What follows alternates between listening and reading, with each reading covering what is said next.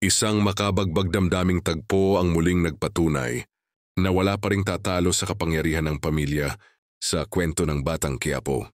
Sa eksenang nagtrending kamakailan, pinakita ng mga Montenegro ang isang panibagong pananaw at isang desisyong tatalikod na sa masamang gawain at pipiliing unahin ang pagmamahalan at pagkakaisa.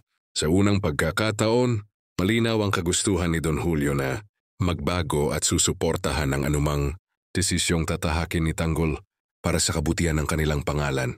Sa matagal na panahon, naging simbolo ng kapangyarihan at kontrobersya ang apelyidong Montenegro. Ngunit sa gitna ng mga sigalot, nagkaroon ng malalim na realizations ang kanilang pamilya. Anhin nga naman ang kayamanan, impluensya at negosyo kung ang kapalit naman ay pagkawatak-watak. Ito ang nagbukas ng pinto upang suriin nila ang tunay na kahalagahan ng kanilang relasyon bilang pamilya.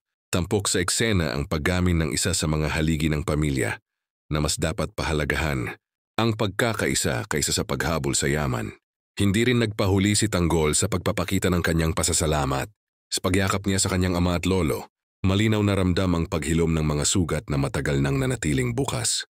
Nagkaisa na sila sa iisang adhikain na talikuran ng maling gawain ng kanilang nakaraan.